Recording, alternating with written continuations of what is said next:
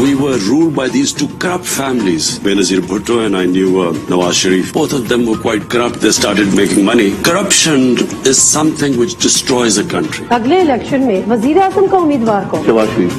آپ نے قانون لکھ دے قانون کے اندر کہ نیب اطلاق صرف پاکستان مسلم لیگ نون پر ہوگا. آنکھیں دکھاتے ہیں ہمیں کہ جی ہم بڑے شریف لوگ ہیں. یہ شریف نہیں، یہ ڈبل شریف. یہ لوگ نہ گھر بنا سکتے ہیں، غریبوں کے سر سے چھت چھین رہے ہیں. السلام علیکم ناظرین، میں ہوں شوکت پراچا اور آپ پروگرام دیکھ رہے ہیں روبرو. پاکستان آج لٹرلی اقوام عالم کا مرکز بنا ہوا ہے. OIC کے وزرائے خارجہ کا اجلاس کل اسلام آباد میں ہونا ہے.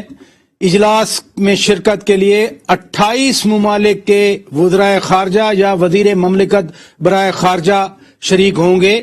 ساتھ ساتھ اہم ممالک کے نمائندگان خصوصی شریک ہوں گے.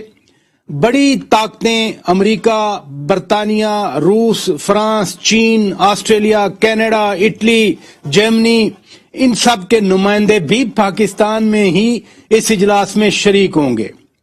ساتھ ساتھ عالمی اداروں کے نمائندے، انٹرنیشنل فائنینشیل انسٹیٹیوشن کے ہیڈز، وہ بھی اس اجلاس میں شریک ہوں گے. لیکن پھر بھی کراچی میں ایک سانحہ ہو گیا. 15 کے قریب انسان اپنی جان کھو بیٹھے. رکن قومی اسمبلی عالمگیر خان کے والد بھی اس سانحے میں شکار ہو گئے. اگر یہ گیس کا دھماکہ تھا، لیکن ڈیرہ اسماعیل خان میں عوامی نیشنل پارٹی کے امیدوار شہید کر دیے گئے، وہ دہشت گردی تھی. وزیر اعظم عمران خان ایک بار پھر اپوزیشن پر برس پڑے. ایک غیر ملکی ٹیلی ویژن انٹرویو میں انہوں نے پھر کہا کہ شریف خاندان اور بھٹو خاندان کرپٹ ہیں اور انہی کی وجہ سے پاکستان کے لیے مسائل بنے ہوئے ہیں. جواب میں سب پوچھنے لگ گئے کہ آپ کی اپنی 3.5 سال کی کارکردگی کیا ہے جو آپ دوسروں کو الزام دے رہے ہیں. ہم ان اہم معاملات پر بات کریں گے. آج ہمارے روبرو ہیں سینیٹر رانا مقبول احمد خان صاحب، نون لیگ سے ان کا تعلق ہے. ہمارے ساتھ موجود ہیں جناب صداقت علی عباسی صاحب، رکن قومی اسمبلی PTI.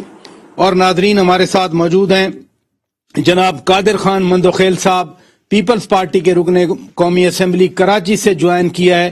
چونکہ کراچی میں ہی آج سانحہ ہوا، اس لیے قادر خان آپ کی طرف ہم آتے ہیں. یہ نالے تو صاف کروانے کا حکم تھا، بہت سارے نالے صاف کروائے گئے، لیکن پھر درجن سے زائد انسان اپنی جان سے گئے. کیا صورتحال ہے، کیا ہوا وہاں پر؟ جی پراچا صاحب، انتہائی افسوسناک واقعہ میں نے عالمگیر خان صاحب کے والد صاحب اور میرے کوارڈینیٹر ابو بکر محسود کے دادا سمیت 16 افراد جان سے دو بیٹے اور 15 افراد زخمی ہے. تو میں لواحقین سے اظہار ہمدردی کا اظہار کرتا ہوں اور زخمیوں کی جلد سے ادیابی کی دعا کرتا ہوں. یہ 1964 میں کراچی میں انڈسٹریل ایریا ہے جس کو سائٹ کے نام سے جانتے ہیں، انڈسٹریل ٹریڈنگ اسٹیٹ کے نام سے. ان کی مکمل جو مینجمنٹ ہے اس کی اپنی ہوتی ہے. جیسے بیریا ٹاؤن، وہ نقشے بھی خود پاس کرتے ہیں، لیز بھی خود دیتے ہیں. جو پہلے اس نے ایکوائر کی ہے اس کے بعد ان کے انتظام ہے. یہ 1964 پہ اس نالے کے اوپر یہ سنگل گراؤنڈ +1 منزل یہ بلڈنگ بنی ہے اور باقاعدہ یہ لیز اس کو دی گئی ہے اور لیز کے بعد ان کو کرائے پہ دیا گیا ہے. تو عالمگیر خان صاحب کے چچا سے میری بات ہوئی، جائے پہ میں پہنچ گیا تھا. تو وہ بتا رہے تھے 1978 میں ہم نے یہ پگڑی پہ لی ہے، پگڑی جیسا وہ پرانے کرائے. تو اس طرح آج یہ کیجویلٹی زیادہ ہو جاتی اگر ہفتے کا دن نہیں ہوتا، کیونکہ بینک بند ہوتا ہے اور زیادہ بازار بھی کھلے نہیں ہوتے. تو لیکن پھر بھی بڑی جانیں ضائع ہوئی ہے. اس کی مین وجہ یہ بتا رہے تھے کہ جو میں نے خود بھی دیکھا جائے وقوف ہے کہ وہاں کوئی بلاسٹ وغیرہ کوئی چیز نہیں تھا، بلکہ گیس جو نالے کے اندر جمع تھا وہ بسٹ ہو گیا. نہیں، نالا ابھی بھی ہے، نالا ابھی بھی ہے اور اوپر بلڈنگ بنی ہوئی ہے. جی بالکل، نالا ہے، اس کے اوپر یہ بلڈنگ 1964 کی بنی ہوئی ہے اور یہ پیک ہے پورا، مطلب بیچ میں کوئی ایگزاسٹ کا سسٹم نہیں ہے. اچھا. اور یہ نالا میرے حلقے N249 سے شروع ہوتے ہوئے یہ سیدھا یاری ندی کی طرف یہ گرتا ہے.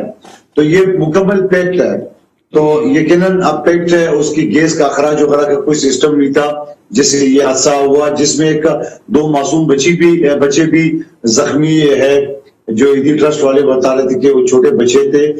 بینک کے سامنے ATM مشین لگا ہوا تھا، وہاں بھی لوگ تھے، اور ایک قسم کا یہ بس سٹاپ بھی ہے روڈ کے کنارے پہ، جو مین روڈ پہ شیرشاہ علاقہ کراچی کہلاتا ہے، تو اس کے اوپر یہ ہوا ہے۔ تو انتہائی ایک افسوسناک واقعہ، بہت افسوسناک واقعہ ہے۔ سینیٹر رانا صاحب، آپ کراچی میں بڑا عرصہ رہے ہیں، آپ تو IG سندھ بھی رہے ہیں۔ سپریم کورٹ بار بار حکم دیتی رہی ناجائز تجاوزات کے حوالے سے، نالوں کے حوالے سے۔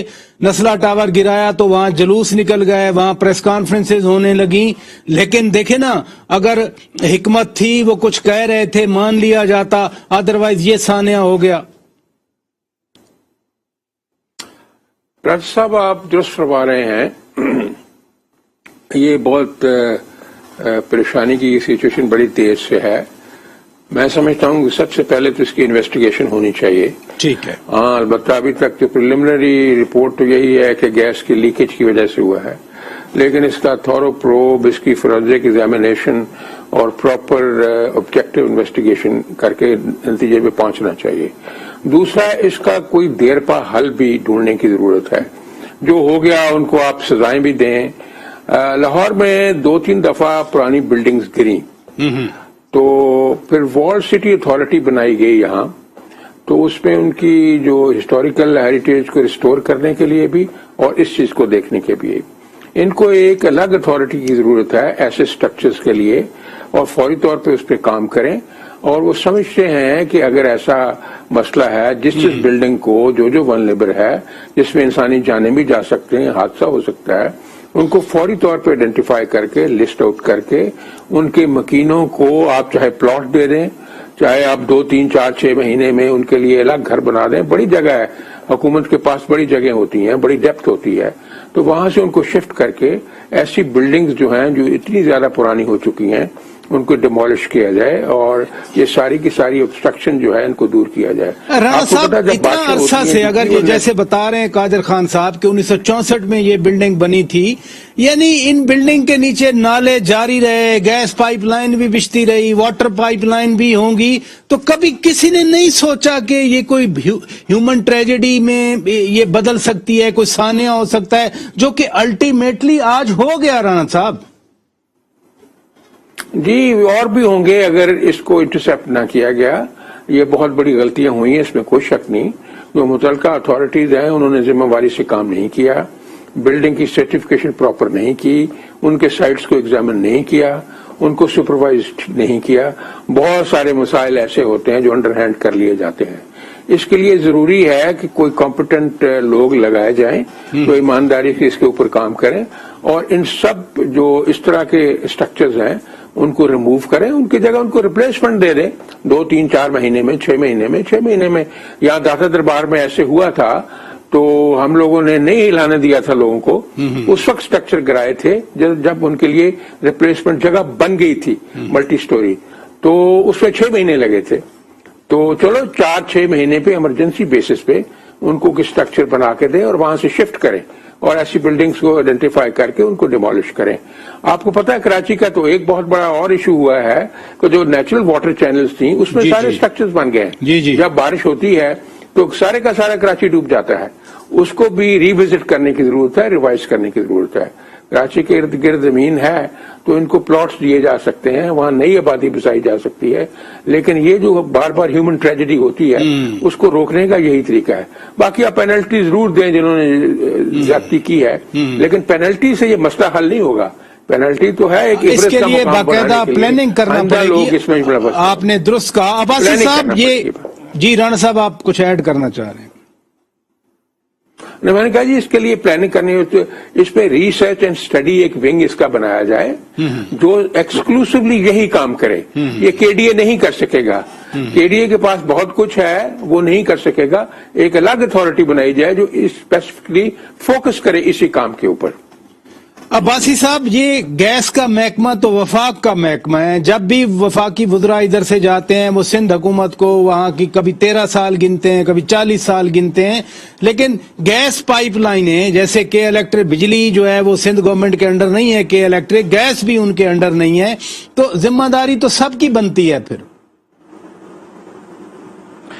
صاحب بہت شکریہ۔ سب سے پہلے تو یہ بڑا افسوسناک واقعہ ہے، اور جو اس کے جن لوگوں کے متاثرین ہیں ان سب کے رشتہ داروں کے لیے اظہار افسوس۔ ہمارا کولیگ، ہمارا بھائی، ہمارا بڑا پرانا ساتھی عالمگیر کے والد صاحب کا بھی اس میں انتقال ہو گیا، ان کے ساتھ بھی اظہار افسوس، اور اللہ تعالیٰ ان کو جنت نصیب کرے اور صبر دے۔ اب دیکھیں، اگر آپ نے پہلی تو بات ہے کسی کی ڈیتھ ہو جائے تو اس وقت کوئی سیاسی بات کرنی مناسب نہیں ہے، لیکن ظاہر ہے یہ حادثہ ہے اور اس کے بعد ہم نے ایسے حادثات کو روکنا ہے۔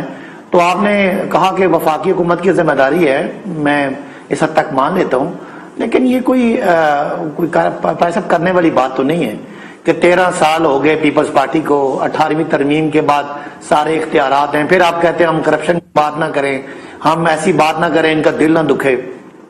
تو مجھے بتائیں کہ کوئی پاکستان کا اور کوئی علاقہ بتا دیں جہاں اس طرح نالوں پہ قبضے ہو سکتے ہوں اور ان پہ بلڈنگیں کھڑی ہوں اور کوئی بول نہ رہا ہو اور کسی کو کان پہ جوں نہ رینگ رہی ہو۔ تو یہ آپ کو صرف بدقسمتی سے کراچی میں نظر آتا ہے، اور کراچی میں کس کو گمراہی دے گی؟ اسلام آباد میں بھی E11 اسی سال ڈوب گیا تھا، یہاں بھی ڈیتھس ہو گئی تھی، نہ کریں ایسی باتیں پھر، مطلب ہے نہیں۔ آپ اور میں اسلام آباد رہتے ہیں، جی آپ کو پتا ہے E11 اسلام آباد کا ایکسٹریم ویسٹ ہے، اسلام آباد کا سینٹر، وہ وہاں پہ کچی آبادیاں ہیں، اور میں نہیں کہتا وہ بھی غلط ہے، لیکن آپ دیکھیں کہ آج محمود آباد کا نالا آ کے وفاقی حکومت نے ان کو کھول کے دیا، نالا کھول کے دیا۔ آپ سوچیں کہ یعنی یہ حکومت کا حال یہ ہے کہ یہ بند نالے نہیں کھول سکتی، اور ان سے باتیں کروا لیں، مہنگائی پہ تقریریں کروا لیں، ان سے پتہ نہیں یہ کسی کو نائل اور کسی کو نکما کہتے ہیں، اور تقریریں کروا لیں۔ تو بھائی آپ مجھے خود بتائیں کہ 2 کروڑ کی آبادی کا شہر ہے، پاکستان کا معاشی ہب ہے، اور پیپلز پارٹی والے یہاں پہ 13 سال سے حکمران ہیں، اور صرف ایک وجہ ہے کہ ان کو یہاں سے ووٹ نہیں پڑتا، یا کم ووٹ پڑتا ہے، یا ووٹ سارا پی ٹی آئی کو یا MQM کو ملا ہے۔ تو یہ تو نہیں کہ آپ ہنستا بستا شہر آپ نے ڈبو دیا۔ میں دوبارہ سے کہتا ہوں کہ آج یہ موقع تو نہیں ہے، لیکن یہ کوئی آج کا واقعہ نہیں ہے۔ آپ اور میں نالوں پہ قبضوں کی باتیں کرتے کرتے، سپریم کورٹ نوٹس لیتے لیتے، میڈیا تنقید کرتے کرتے، سیاستدان مظاہرے کرتے کرتے، لیکن جو ہیں ذمہ دار وہ اپنے کام میں مگن ہیں، ان کا کام چل رہا ہے، اور ان کی 13واں سال مزے سے گزر رہا ہے، اور آپ کو کرپشن کی سٹوریوں کا سارا پتہ ہے۔ یہی بات عمران خان کا چلے میں کرپشن والی باتوں پہ آتا ہوں۔ میں باقاعدہ سیگمنٹ رکھا ہوا ہے۔ قادر خان مندوخیل صاحب، کراچی میں تو ادروائز لڑائی ہی چل رہی ہے، ابھی حال ہی میں ہم دیکھ رہے تھے MKM اور پیپلز پارٹی آپس میں لگے ہوئے تھے، آج بھی سعید غنی صاحب نے کہا کہ فلاں لوگوں نے یہ زمینیں بانٹی تھیں، بجائے اس کے مسائل حل کیے جائیں، بجائے اس کے کوئی ایک دوسرے سے مدد لی جائے، ایک دوسرے کی مدد کی جائے، عوام کو مصیبت سے نکالا جاتا ہے، یہ پھر الزام تراشی۔ دیکھیے بالکل میرا کوئی موڈ نہیں ہے، وہ کہتے ہیں نا جاہل کی بات کو برا نہیں ماننا چاہیے، خاموشی اختیار کرنا چاہیے، میں تو اسی پہ عمل کروں گا۔ بات یہ کہ میں نے شروع میں عرض کی ہے کہ یہ سائٹ اسٹیشن ہے، سائٹ اسٹیشن کی طرح جیسے بیچ ہے، جیسے بیریا ٹاؤن، جس کا کسی حکومت سے کوئی تعلق نہیں ہے، ان کی اپنی لیز ہوتا ہے، ان کی اپنی مینجمنٹ ہوتا ہے، کسی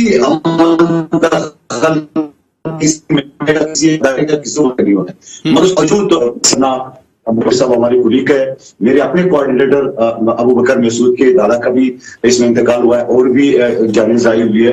سوال یہ ہے کہ ہمیں مسئلے کا حل دیکھنا ہے، یا اگر عباسی صاحب کہتے ہیں کہ الزام برائے الزام کھیلنا ہے تو اس کے لیے اور شو رکھ لیں، آج کم سے کم مجھے اس چیز پہ نہ اکسائے۔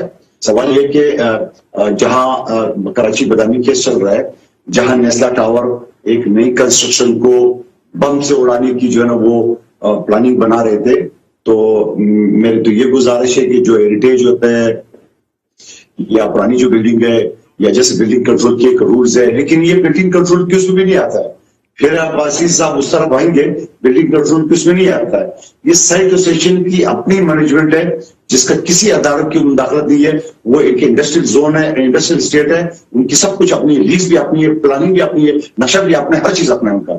لیکن بدقسمتی سے یہ 1964 میں تعمیر ہوئے، میں نے شروع میں شاید عباسی صاحب نے 1900 اور اکثر میں عالمگیر صاحب کے چچا مجھے خود آج بتا رہے تھے کہ ہم نے پگڑی پہ لیا ہے، جس کو کرایہ کہتے ہیں، یہ چھوٹا سا اماؤنٹ ہوتا ہے کرایہ کا، اور کوئی پگڑی کا اماؤنٹ دیا جاتا ہے. چلے آپ نے وضاحت کر دی، آپ نے نسلا ٹاور کا بھی ذکر کیا. رانا صاحب، ابھی آپ ایکوزیشن کی یا چیزیں لینے کی بات کر رہے تھے، لیکن نسلا ٹاور کی ہی ایگزامپل لگا دی جائے تو دیکھا آپ نے، پھر پریس کانفرنس شروع ہو گئی، پھر جلوس نکلنے شروع ہو گئے، پھر لوگ سڑکوں پہ آنا شروع ہو گئے، پھر پتہ نہیں کوئی اے پی سی بن گئی، وہاں کوئی 20 بندوں نے پریس کانفرنسز کی. پرابلم تو پھر آگے سے آ جاتی ہیں اگر آپ انفورسمنٹ کریں کسی چیز کی. رانا صاحب جی فیض صاحب، مجھے آواز نہیں آئی آپ کی. میں گزارش کر رہا ہوں کہ نسلا ٹاور کی بات آ رہی ہے تو پھر آپ نے دیکھا کہ جیسے ہی عدالت نے حکم دیا وہ پھر جلوس شروع ہو گئے، پھر پریس کانفرنسز شروع ہو گئیں، پھر پتہ نہیں کیا کیا اینگل دینے شروع کر دیے. تو کس طرح سے پھر یہ معاملات حل کیے جائیں؟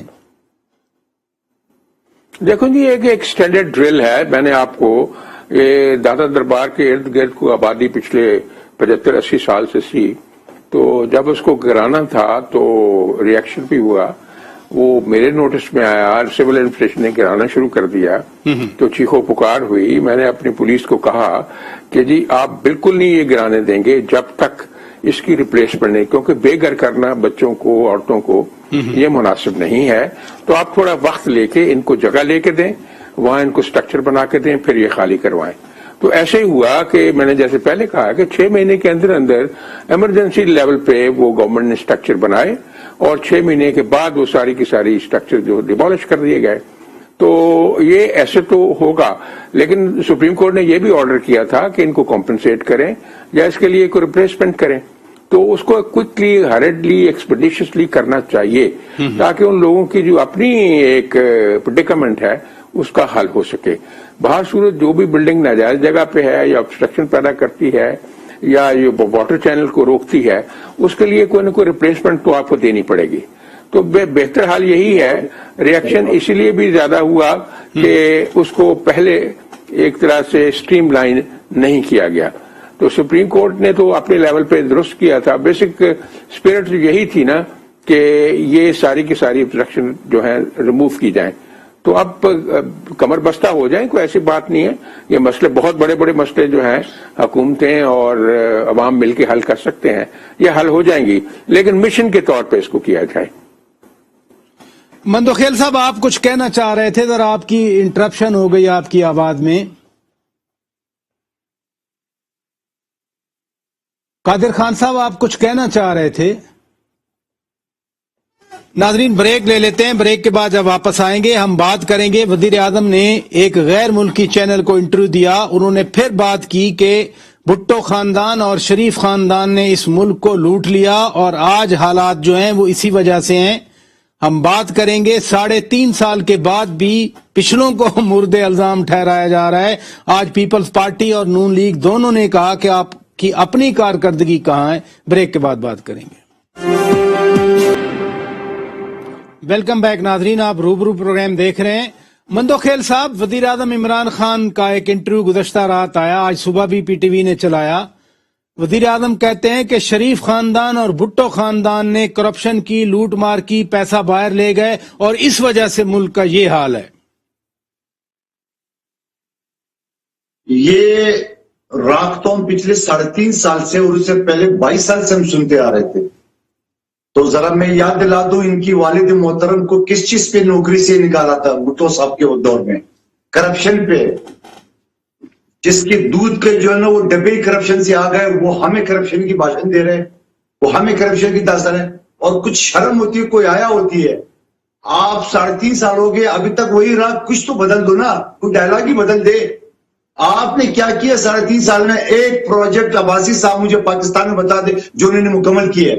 گاگی کے علاوہ وہ کریں گے، وہ ہوگا، وہ ہونا چاہیے. اس کے علاوہ آپ خیرات صدقے پہ اپنا پورا گھرانہ آپ کا چل رہا ہے، آپ ہمیں داستان سنا رہے.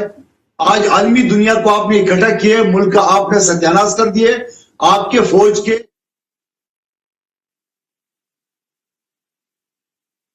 آپ کے گورنر پنجاب فرما رہا ہے کہ پورا ملک بیچ دیے، پورا ملک گروی رکھ دیے. تو کیا ثبوت دے دیں؟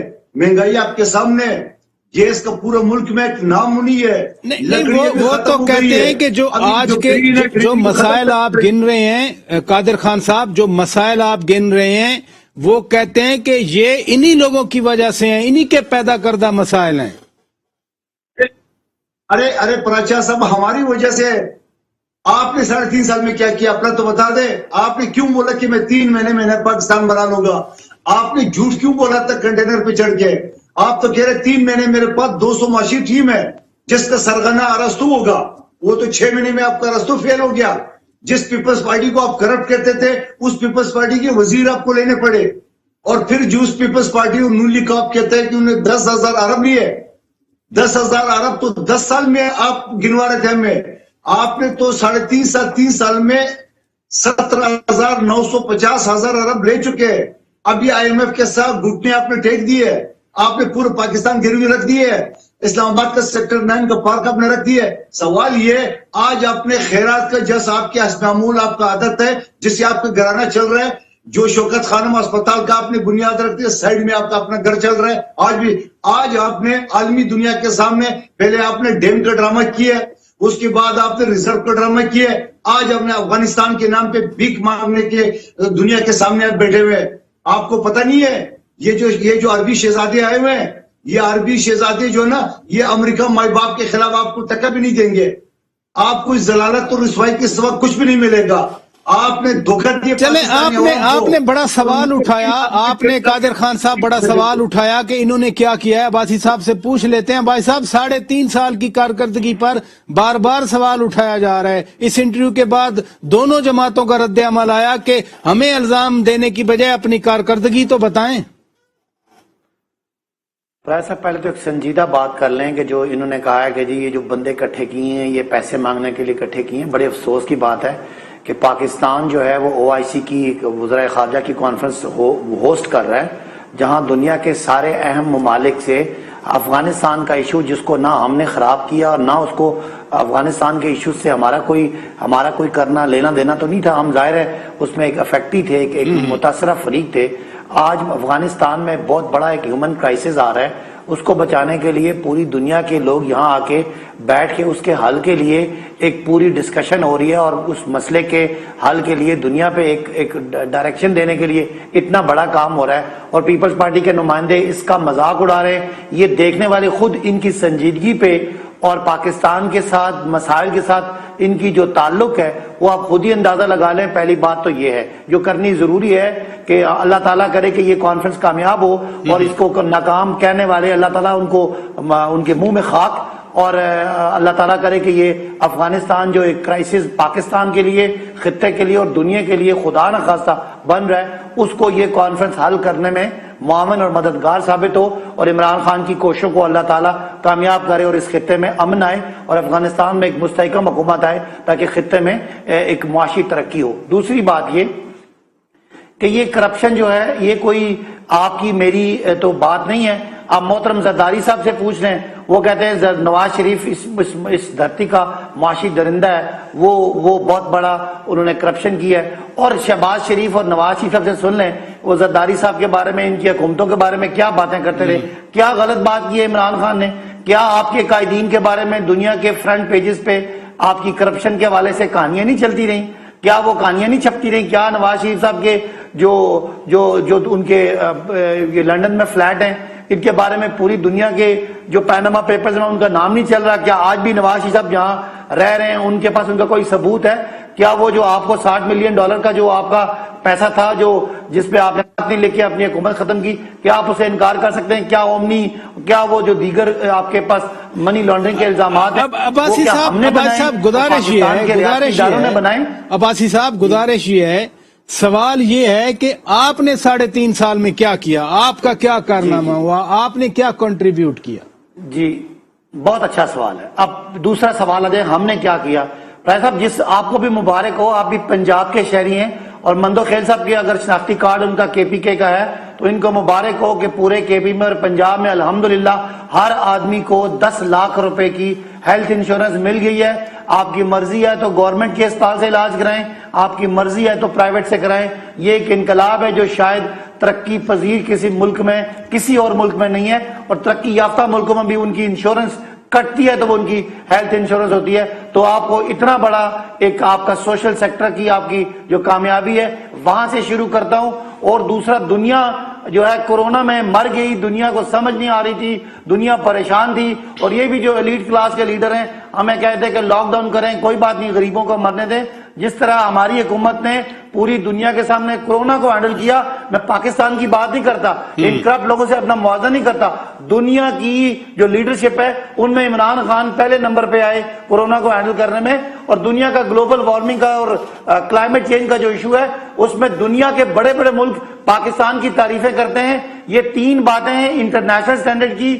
دیسی میں کیا بات کروں، جن سے نالے نہیں کھلتے، جن سے سڑکیں نہیں بنتی، جن کے پاس پینے کا پانی نہیں ہے، کوئی ایمبولینس سروس نہیں ہے، ہنستا بستا گل و گلزار کراچی کا شہر جنہوں نے 13 سال میں برباد کر دیا، ان سے میں کیا موازنہ کروں. چلے پوائنٹ ٹیکن بھائی صاحب، پوائنٹ ٹیکن. رانا صاحب، یہ کل وزیر اعظم صاحب کا انٹرویو آیا، اس سے پہلے انہوں نے اپنی پارٹی رہنماؤں سے بات کی، پھر بھی شہباز شریف کی بات کی، منی لانڈرنگ کی بات کی، شہزاد اکبر بھی کافی عرصے کے بعد، پھر اچانک کل رونما ہوئے، انہوں نے پریس کانفرنس کر دی.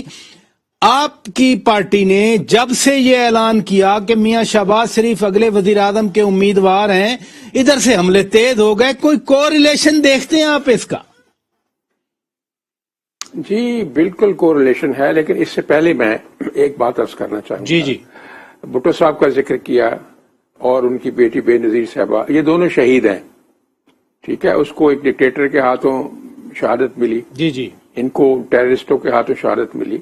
جو لوگ شہید ہو گئے ہیں اس راستے میں لڑتے لڑتے، کم از کم زبان تو ان کے لیے محتاط استعمال کی جائے. وہ ایک امانت ہے ڈیموکریسی کی. میری پارٹی کے جو بہت سوچ کا بھی اختلاف ہے، انداز فکر کا بھی اختلاف ہے، ہوتا ہے پارٹیوں میں. جی لیکن میں ایمانداری سے محسوس کرتا ہوں کہ ان شہیدوں کے لیے محتاط زبان استعمال کرنی چاہیے.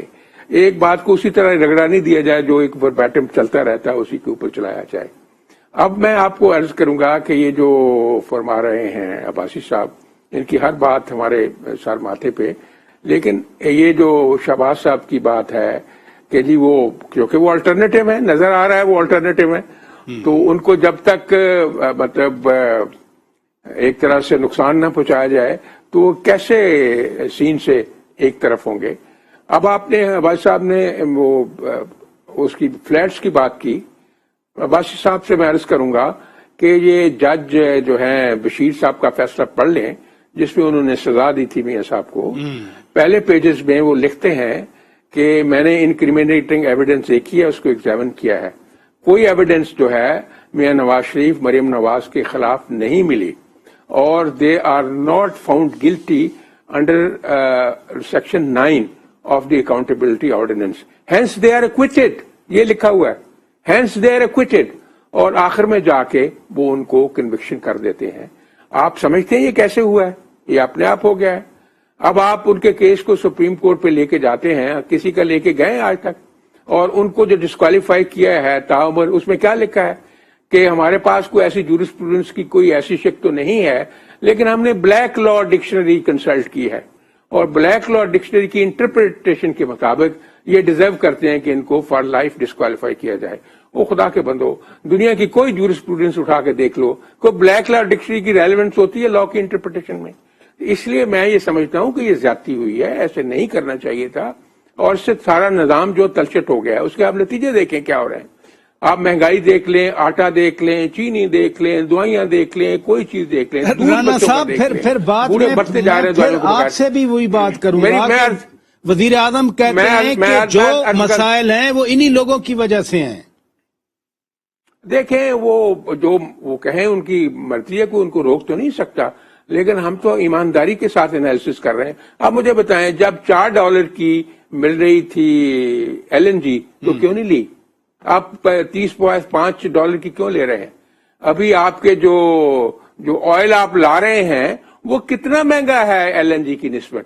فرنس آئل جو ہے، فرنس آئل کے شپ کھڑے ہیں وہاں کراچی میں، اور اس فرنس آئل سے بجلی بنانے کی آپ کوشش کر رہے ہیں جو کہ LNG میں آدھے سے بھی کم ریٹ پہ بنتی تھی. آپ دیکھیں میں اس کو کیا کہوں جو LNG کو انہوں نے امپورٹ نہیں کیا، آرڈر بک نہیں کرائے. کیا یہ کنائیونس ہے؟ کیا یہ نیگلیجنس ہے؟ کیا یہ انیکشن ہے؟ کیا چیز ہے یہ ایسی چیزیں کرنے سے دوسروں کے just passing on the buck to others, یہ تو اس معاملے کا حل نہیں ہے. They have to go for self introspection, self analysis, self accountability. یہ کبھی خود سوچیں کہ کیا کیا ہے اور کیوں ایسے ہوا ہے، دنیا لوگوں کی حالت کیوں خراب ہو گئی ہے، لوگ افلاس سے خودکشیاں کیوں کر رہے ہیں. رانا صاحب آپ کہتے ہیں وہ خود سوچیں، وزیر اعظم اپنے ترجمانوں سے کہتے ہیں کہ آپ باہر نکلیں، ان کی کرپشن کو ایکسپوز کریں، وہ جو پیسے لوٹ گئے وہ لوگوں کو بتائیں. بہرحال ناظرین بریک لیتے ہیں، بریک کے بعد جب واپس آئیں گے OIC کے وزرائے خارجہ کی کانفرنس کے حوالے سے میں بات کروں گا. یقیناً بہت بڑا ایونٹ ہو رہا ہے. 40 سال کے بعد پاکستان میں تقریباً صرف عالم اسلام نہیں بلکہ پوری دنیا اکٹھی ہو رہی ہے. مقصد افغانستان کے اندر ابھرتی ہوئی انسانی صورتحال کو ایڈریس کرنا ہے. بہت سارے ایشوز ہیں، اس حوالے سے بھی بات کریں گے. بریک کے بعد stay with us. Welcome back ناظرین، آپ روبرو پروگرام دیکھ رہے ہیں. قادر خان مندوخیل صاحب OIC کے وزرائے خارجہ پاکستان آئیں، کریڈٹ ہے پاکستان کے لیے. پھر عالمی طاقتوں کے نمائندے آئیں، وہ بھی کریڈٹ ہے پاکستان کے لیے. عالمی تنظیموں کے سربراہ پاکستان آئیں، کریڈٹ ہے پاکستان کے لیے. تو ایز اے پاکستانی تو خوش ہونا چاہیے کہ آج پاکستان پھر دنیا کی توجہ کا مرکز ہے، سینٹر بنا ہوا ہے افغانستان کی مدد کے لیے. دیکھیے پراچا صاحب، اس پاکستان کے گوربچوف سے اس پاکستان نے نہیں چلنا ہے. اس نے پاکستان کی معیشت ڈبو دی ہے، یہ افغانستان کو کیا سہارا دیں گے؟ اور پھر میں یہ ٹیکنیکل سوال اٹھا رہا ہوں، جس افغانستان حکومت کو آپ نے تسلیم ہی نہیں کیا ہے، ابھی دنیا نے تسلیم نہیں کیا ہے، اس کے لیے آپ نے پوری دنیا کو اکٹھا کیا. یہ آپ کو اگلے چند دنوں میں یہ سوالات آپ کے سامنے آئیں گے. اور میں یہ کہنا چاہ رہا ہوں، میرے افغان بھائی ہے، میرے پشتون بھائی ہے اور ہمارے مسلمان بھائی ہے، اس کی ہر مدد کرنی چاہیے، دنیا کے فورم پہ حل ہونا چاہیے. لیکن سوال یہ، ایک طرف تو آپ نے سی پیک کو جو نا وہ ایک طرف رول بیک کر دیا، امریکہ کا آپ نے جو آپ کو ہری جھنڈی انہیں دکھا دی ہے. اب آپ کو تیسرا راستہ ڈھونڈنا پڑے. آپ شیخ ذوالفقار علی بھٹو بننا چاہتے ہو تو آپ نہیں بن سکو گے، آپ گوربچوف رہو گے اور گوربچوف کے علاوہ کچھ نہیں ہے. سوال یہ، آپ کی اپنی فوج آئندہ آپ کی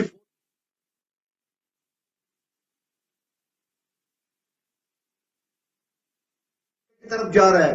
آپ کے اپنے FBR کے چیئرمین شبر زیدی نے کہا، آپ کی موجودہ وزیر خزانہ نے شبر زیدی چیئرمین تک کہا کہ یہ غلط سمت پہ نہیں چل رہی ہے. تو آپ مجھے بتاؤ، میری یا پیپلز پارٹی یا اپوزیشن کو تو آپ ایک طرف رکھ لے، آپ کے اپنے لوگوں کا یہ حال ہے. اور پھر نہیں ہے تو آپ مجھے بتا دو، آج مہنگائی کا طوفان کیوں ہے؟ آپ نے جو کنٹینر پہ جھوٹ بول کے 3 مہینے میں آپ نے سب کچھ دینا تھا، آج آپ کی ڈالر کہاں چل رہا ہے؟ آپ کی مہنگائی کا ریشو کہاں چل رہا ہے؟ آپ کے خارجہ پالیسی فیل ہے، آپ کی داخلہ پالیسی فیل ہے، آپ کی معاشی پالیسی فیل ہے. آپ اپوزیشن کی کوئی مدد کی. قادر خان صاحب بات یہ ہے کہ جو افغانستان میں ہوتا ہے اس کا اثر ضرور پاکستان پہ ہوتا ہے. خدا نہ خواستہ ادھر کچھ گڑبڑ ہو گئی تو وہ مہاجرین کی شکل میں یا ادروائز ہمارے لیے مسائل پیدا ہوں گے. بلایا تو دنیا کو اس لیے ہے. دوسرا، امن ادھر آنے کے لیے اب تو افغان طالبان حکومت یہاں تک کر رہی ہے کہ TTP کے ساتھ مذاکرات کروا رہی ہے حکومت پاکستان کے، تاکہ پاکستان میں بھی امن رہے. دیکھیے، آپ نے 2 ٹاپک ایک ساتھ چھیڑ لی ہے. میں یہ کہہ رہا ہوں کہ آپ افغانستان کے جو لوگ رہ رہے ہیں، آپ پاکستان میں لوگ خودکشی کر رہی ہے. پاکستان کا کون سا آلہ چاہے، یا آپ نے بالکل پورا علاقے آخری سے پلا کے کھڑا کر دیے؟ یہ میں نہیں کہہ رہا ہوں، آپ کے اپنے وزیر کہہ رہے ہیں.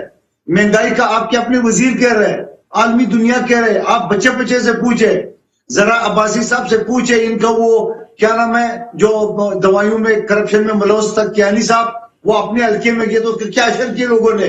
सवाल ये है कि आप अच्छी बात है पड़ोसी में ख्याल रखना, अच्छी बात है मुसलमान ख्याल रखना, मगर यहाँ आपने कौन सा चाइना बनाया, यहाँ आपने कौन सा सऊदी अरब जैसा खुशहाल मुल्क बनाया, यहाँ इसका तो अस्ते बस्ते मुल्क तो आपने कहां तक पहुंचा दिए? अगर नहीं पहुंचा है तो आप आज पूरे पाकिस्तान में गैस नाम की कोई चीज है?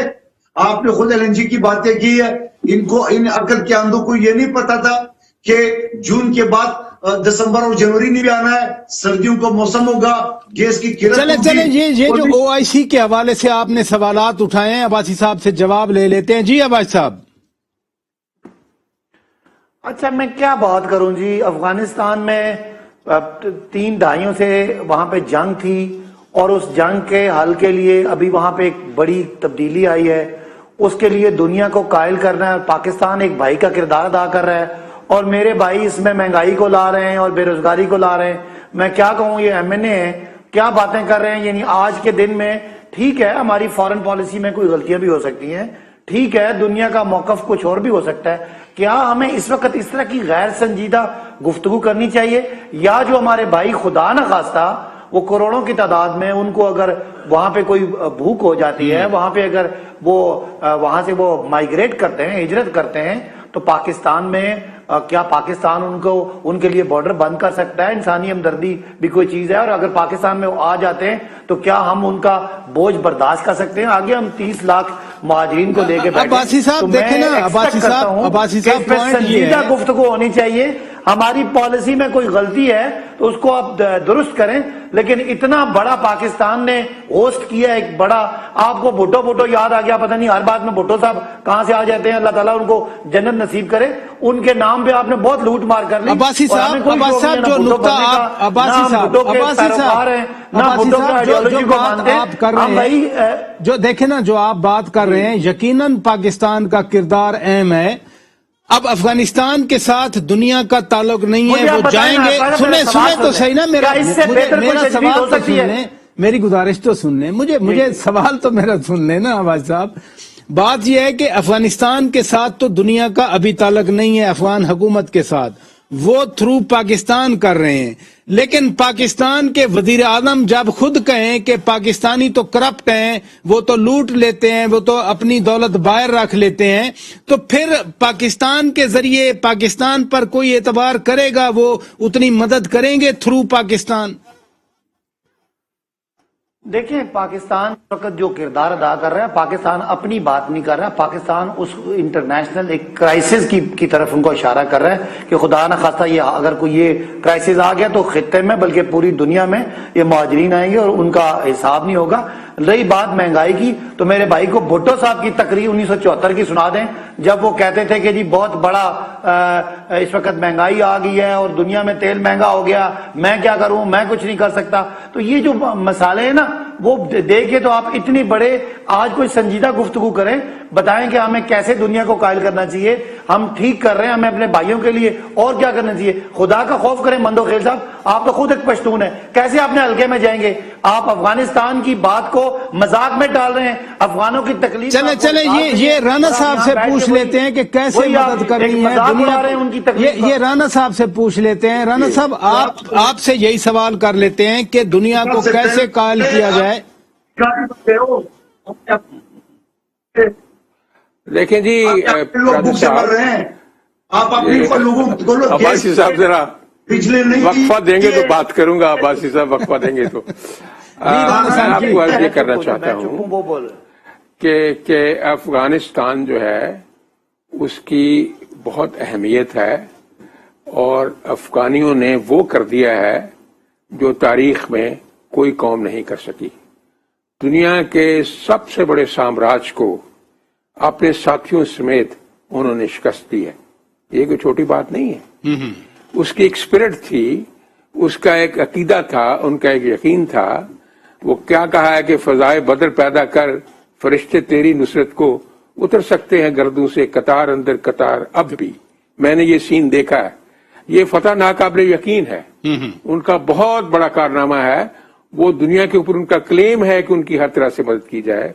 उनकी गुर्बत में हाँ, उनको एक काम खुद भी करना पड़ेगा कि आपस में इत्तेहाद, जैसे इलामा ने कहा, इलामा बहुत अकीदतमंद थे इनके, कि कबाइल हो मिल्लत की वहादत में गुम, हो नाम अफगानियों का बुलंद, मोहब्बत मुझे उन जवानों से है, सितारों पे जो डालते हैं कमंद। ये उनके बारे में कहा है।